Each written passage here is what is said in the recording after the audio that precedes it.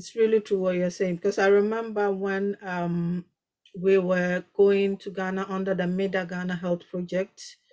This is way back 2006 to around 2010. They actually, because it was being sponsored by the IOM Migration and Development section, and our assignments came under this project, the MEDA Ghana Health Project.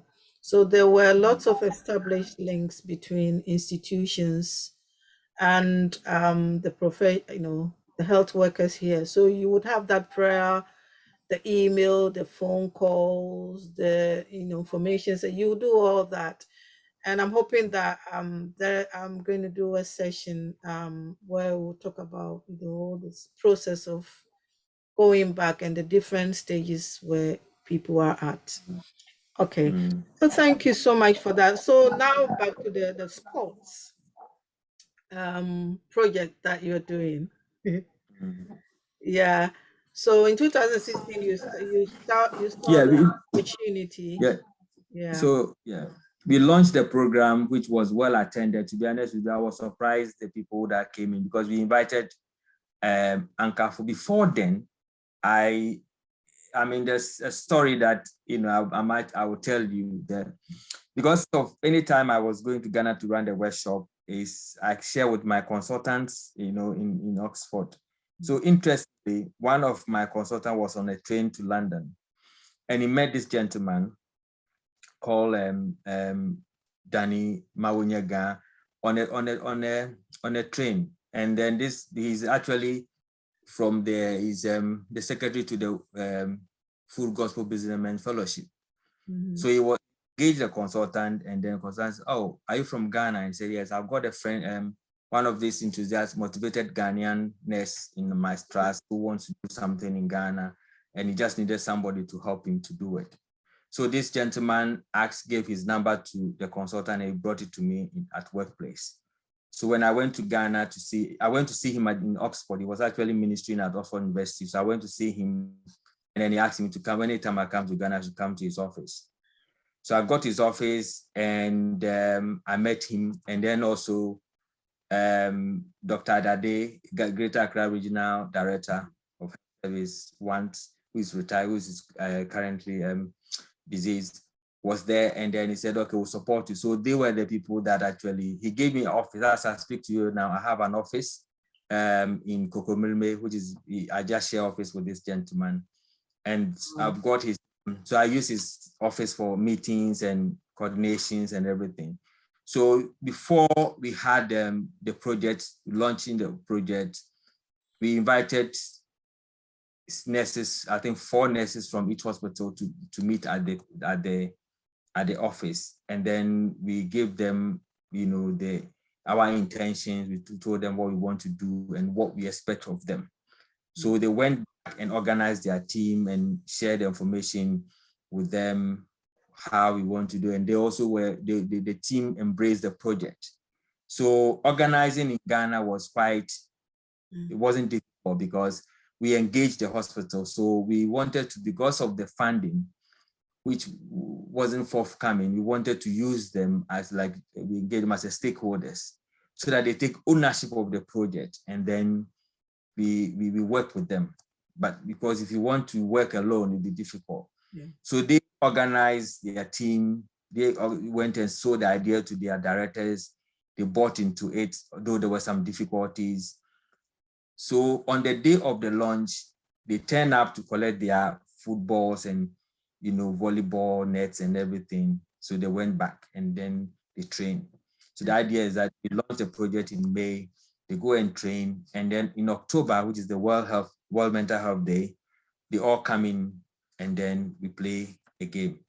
Okay. Now the strategy is we bought jersey for them, so that we don't actually identify who is a patient and who is a nurse. So the plan is to have 3 nurses of each side. So Accra team will involve 3 nurses on the field of play at any time. And then we have 9 patients. So when the patient comes out, the patient goes in. The nurse comes out, the nurse goes in. So you don't actually see who is who. Okay.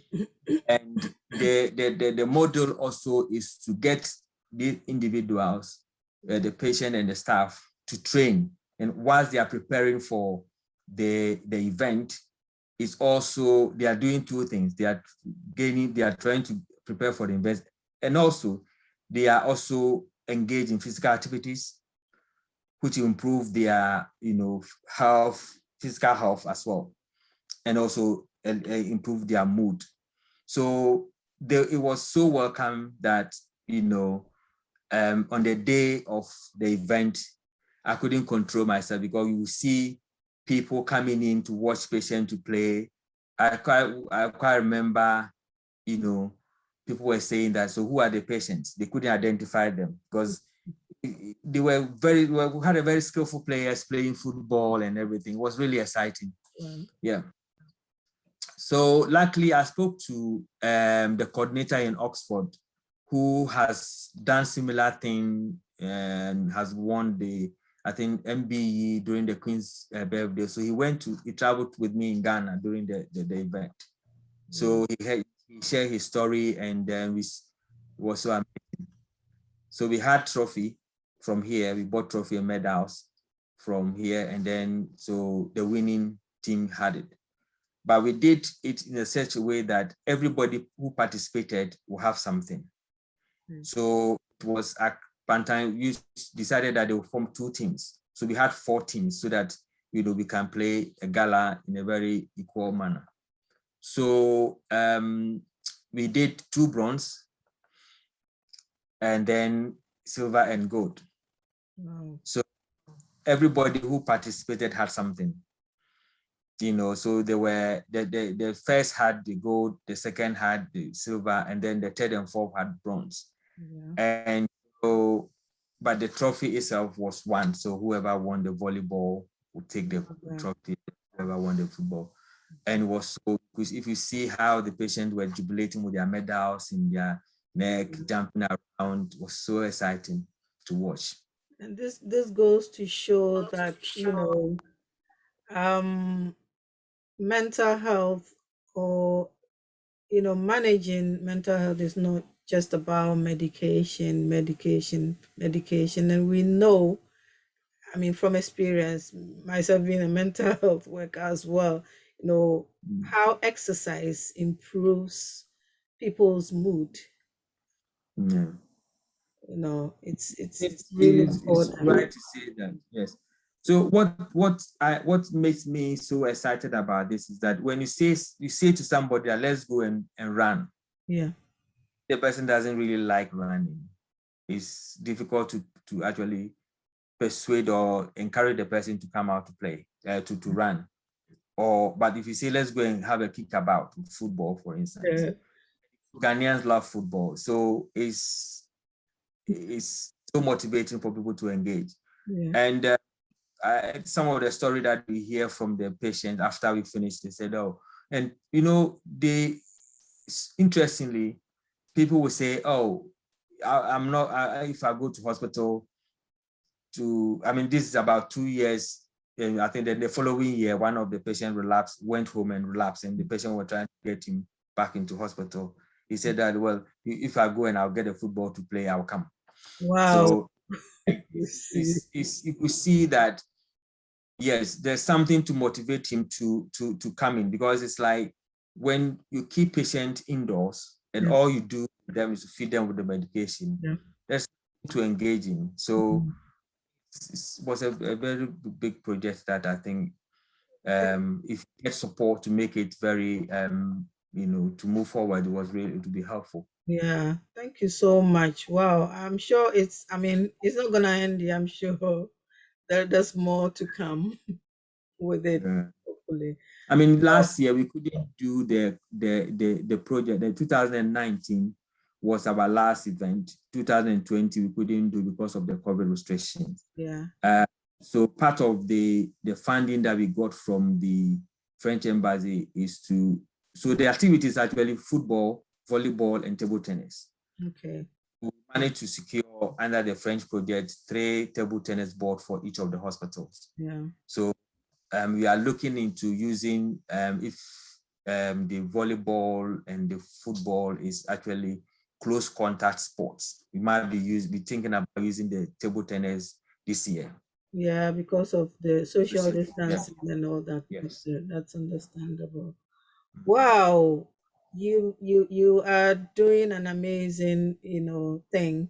On the face Thank value, you. someone may say that, oh, this is just people running about playing football. But coming from a mental health field, I can definitely vouch that it's really, really important. It's something that is going to impact on, the mental health of, our patients back home in Ghana.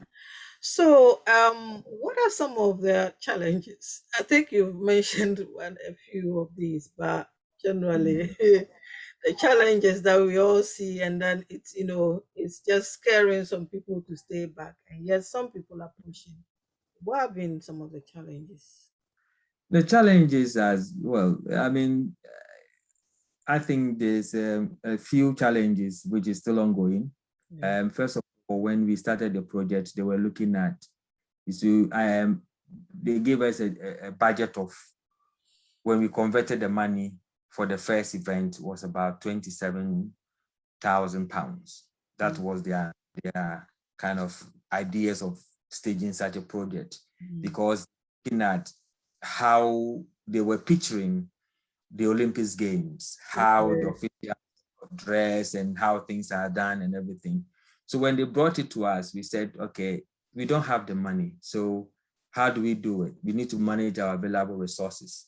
And I can tell you that from £27,000 to do a day project, or that's initial project, we use less than £1,500 to do that. Okay. Because what I said to myself, or what I said to the team, is that every hospital have got a playing field except Accra. Mm, So what we need is a football, which you can, if you have about £15, you can, if you get the £100, you can buy about four football, very good ones, or five actually. So that is not a problem. So what is it about that we need a lot of money for? We yeah. can wear our clothes. Relatives can buy them footwears. The hospital can chip in with a bit of food, one or two people. People can donate footwear. So that's the model we use. So going back into the challenges, getting people to understand, the need to manage the little resources that we have to get a very big result Yeah. was a difficult thing to do, because you keep calling back and you keep saying all sort of things. And then also the idea of, I always call them that the Ghanaians, we are spoiled. We were spoiled initially by the foreign donors, because the idea that some of the challenges I had was, I remember one of the directors of the hospitals was saying to my team that I am using the patient to make money, Mm, because I get money from the UK, and then I come there and then use the money for myself and bring something small to organize the project. So because what I'm doing is a big project, and then he believes that I get funding uh, from the UK, perception. and then I keep the money and then I come there, because what I said to him that, well, I don't think that you understand what you're actually saying. You are just making it up, because I believe that I can't raise money from the UK to say I'm going to use to do a project in Ghana.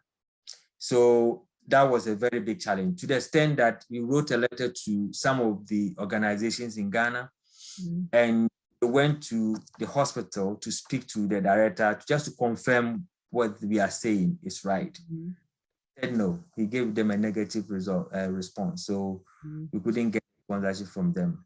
So, Wow. but I wasn't deterred, because I think he didn't understand what he's saying. Yeah. So one time I went to Ghana, and for me, whatever problem issue that comes, I'll find a way of resolving it. So when I went to Ghana with this, my white friend, my white gentleman, and then he gave them, because he's into charity, and he gave them a very rundown about what it means by raising money from here. So Mm, unless maybe you have a bigger project here you are doing to benefit the people here, and then maybe the surplus, you could say you are going to use it for a project in Ghana. yeah. So it's not that easy to raise money here and then go and do it in Ghana, So it's very But at the end of the day, what I said to myself, it will take time for people to understand how a system works.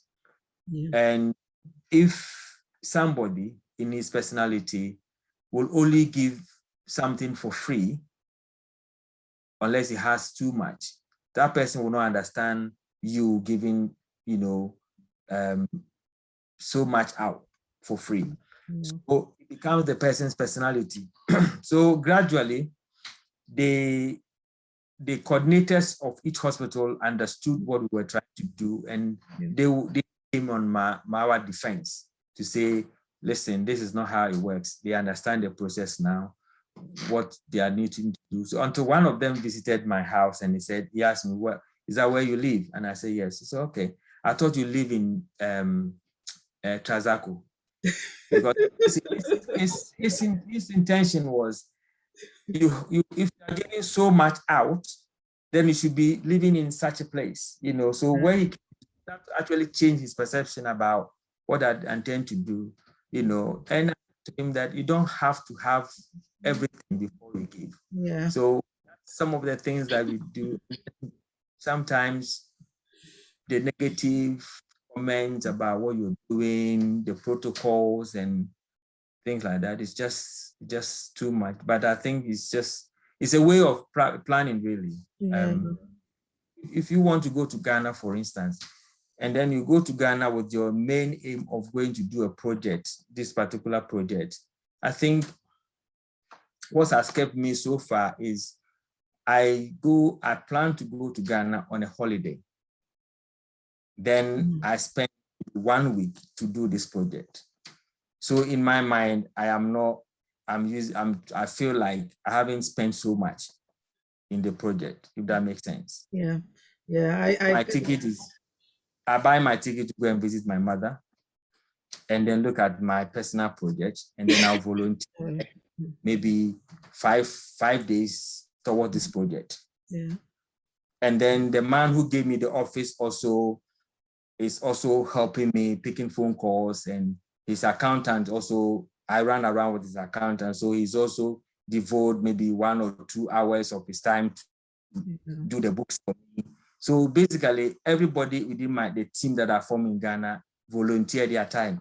Yeah. Yeah. So we don't pay them. Yeah. So that really helps me to do the project so far. Yeah, it's really interesting and good to know, because you said that if you ask many people what the challenges of doing such projects, the first one is funding. Yes. And then secondly, probably that should be the first. What I'm going to mention is sacrifice, because I found that when I was going back there, you sacrifice your own money, you sacrifice your time, you sacrifice your annual leave, you sacrifice time with family to do this, because you've got the passion, you want to make a difference. So yeah, money is a big challenge, funding. Yeah, I mean, if you talk to people, especially when we started the project, they were asking, Sika Umuana, is it any money involved? So I think our mentality is money, money, money. And sometimes, sadly, we forget that it's not about money. Yeah. It's about, something that will keep you going. I believe at some stage in people's, as humans, our lives, when you're able to find a place to lay your head, a stable income and a good job, the rest is to make a difference, really. Definitely. Because whatever you acquire on earth here, you are acquiring for somebody anyway. Yeah. Yeah. You build a house, eventually you are building for someone. You are not building for yourself, because you are not going to live in that house forever. Yeah. So I believe we need to have that mentality that I sometimes feel, sadly, I feel like we forget that we will die one day. I think the way we approach things as humans. Yeah. Because you're doing it for somebody. If you build a house, if you make any investment, you can't finish all the investment. Either you are making for somebody. Those somebodies could be your brother, your children. Those are the things that we need to think about. Yeah. So if you are sacrificing a bit of money to make a difference in people's life, I don't think it's in the wrong place to do. You are in the wrong to doing that. Yeah, so true, so true. And I really admire the fact that, in spite of all the challenges, you are still pushing through because, like you said, at the end of the day, it's not just about ourselves, it's about the difference we make in other people's lives. The poor patient who comes to hospital, and, if we can make a difference in terms of the care delivery, they are at the receiving end of care, and therefore they will benefit, and then live a better life, and hopefully, make a contribution to national development. Ghana, we now have freedom. Ghana, the land of freedom. Toils of the brave and the sweats of their labor. Toils of the brave which have brought